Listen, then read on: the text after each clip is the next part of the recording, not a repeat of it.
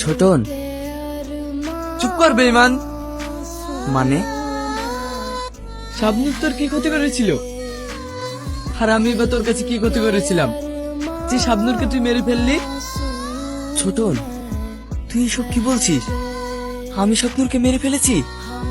নিহাতি তুই আমার বাড়িতে দাঁড়িয়ে আছিস, না হলে শাবনূরের লাশটা যেভাবে শুয়ে আছে তোকেও সেইভাবে শুয়ে দিতাম।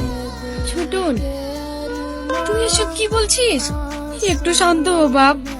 মা, ওই বেঈমানকে আমার চোখের সামনে থেকে এক্ষুনি চলে যেতে বলো। আর শোন, তোর মৃত্যুর ঘন্টা বেজে গেছে, আর সেটা আমার হাতে। ছোটন, তুই?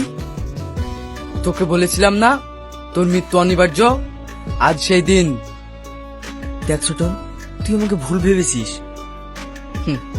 ভুল? শোনেন, আমি আপনার কাছে হাত জোড় করে বলছি, আপনি আমার ভাইকে ছেড়ে দিন। আমার মা খুব অসুস্থ, মাকে এক্ষুনি হসপিটালে নিয়ে যেতে হবে। তুই আজ চাচির জন্য বেঁচে গেলি, কিন্তু এরপর তোকে আর কেউ বাঁচাতে পারবে না।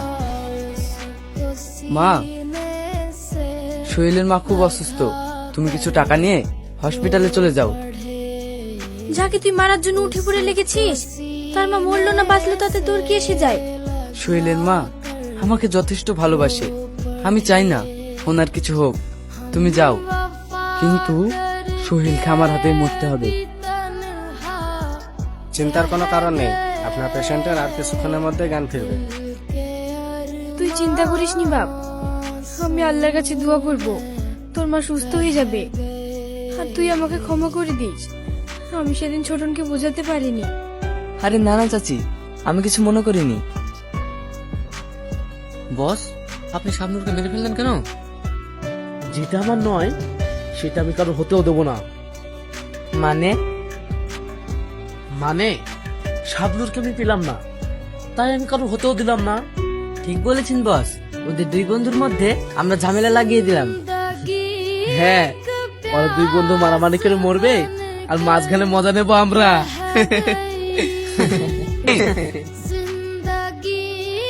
এ কি তুই? হ্যাঁ আমি। তুই আমাদের দুই বন্ধুর মাঝে শত্রুতা করে অনেক বড় ভুল করেছিস। তাই নাকি? তাহলে তোকে ওপরে পাঠিয়ে দিই। এবার কোথায় পালাবি? এই, মারছে রাখে।